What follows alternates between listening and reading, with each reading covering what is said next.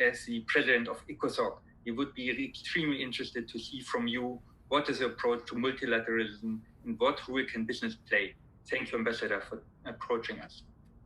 Thank you, Matthias. And I'd like to first of all thank you and the International Organization of Employers for inviting me to speak at this important virtual symposium on multilateralism matters to business. I think it's obvious that business of any form, whether it's manufacturing, finance, or labor, cannot function without the reciprocal agreements, the standards and regulations, and the forums for cooperation that are provided by international organizations. The world economy today depends critically on all the standards and the procedures for cooperation that are provided in institutions like the World Bank, the IMF, the World Trade Organization, the World Health Organization, and multiple others, which are all part of the United Nations system.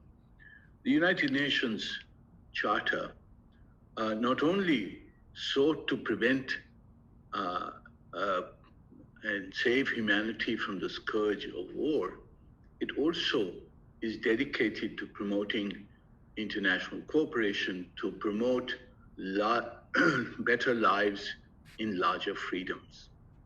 This system, the United Nations system, and the principles of the Charter on which it is based, this system has prevented a global conflict for the past 75 years. The past 75 years have been a most unprecedented epoch in history, where prosperity has been promoted, science and technology has advanced, and humanity and global civilization has reached a status which is unparalleled in history. That achievement and the future of mankind has to be preserved through the protection and promotion of the multilateral system with the United Nations at its apex. That system is at threat today. It is at threat not only with hyper-nationalism, unilateral solutions, but these unilateral solutions and the approach to nationalism first and foremost is threatening to spark conflicts. It has given rise to tensions and the erosion of the credibility of international institutions. At the same time, the world is facing a triple crisis, a triple challenge to the prosperity that we have achieved in the past 75 years. That triple crisis, firstly, is the crisis of the COVID virus. It has devastated the world economy, a contraction that could go up to 15-20% of global contraction. In some countries, up to 25-30% of global contraction, with its consequent social and economic impacts. The poor are going to suffer the most, and they are suffering, and the response that we have must cater to the plight of the poorest in the developing countries. Secondly, we are facing a reversal in our march towards the Sustainable Development Goals and Agenda 2030. There has been a marked scaling back. Economic recession is going to push back the targets, and we need to mobilize and redouble efforts to achieve those targets. And overhanging all of this is the threat of climate catastrophe. That catastrophe is going to happen unless we are able to reverse the course of the fossil fuel economy. We are not on track. We are missing the commitment of major emitters of carbon. And unless we can have the cooperation and commitment of all the major emitters, we will not be able to achieve those goals. So as far as the Economic and Social Council is concerned, it has a wide mandate under the UN Charter. The ECOSOC is mandated to coordinate the activities of all the international economic organizations, and it is mandated to promote international cooperation.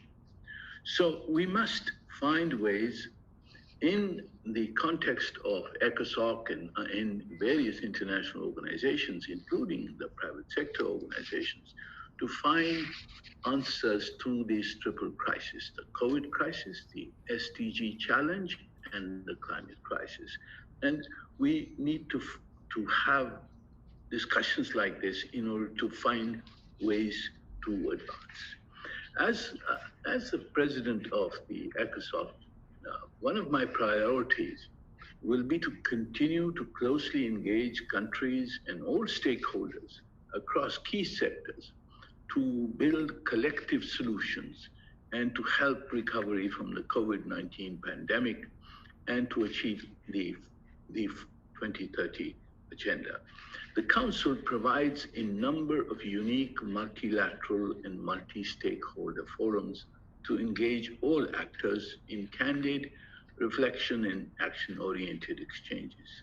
The annual ECOSOC Financing for Development Forum follow-up, the ECOSOC Partnership Forum, and the ECOSOC Multi-Stakeholder Forum on Science and Technology and Innovation for Sustainable Development Goals. These are prime examples of such gatherings. My own priorities during the course of this year is to focus on practical actions, at least in 3 areas. The first is financing.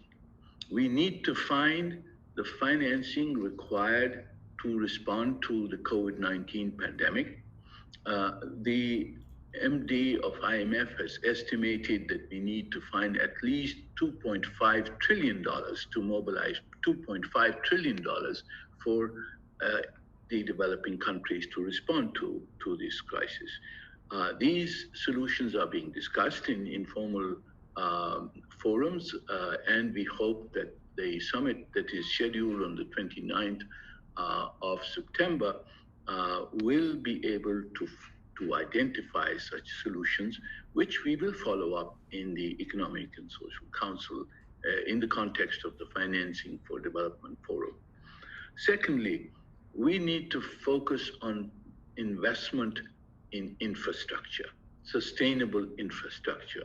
Unless we are able to invest about $1.5 trillion additionally every year in the developing countries, we will fall back from achieving the Sustainable Development Goals. Infrastructure is key to promoting all 17 SDG goals, and that is, we have a proposal which will try to promote a infrastructure facility in a public-private partnership. And this would be, I think, key, and here the role of the private sector will be key in promoting infrastructure investment in developing countries. And third is science and technology. We've talked a lot about science and technology. We need to focus on clear, identifiable actions. My proposal is, firstly, that we should try to align the intellectual property regime with the SDGs.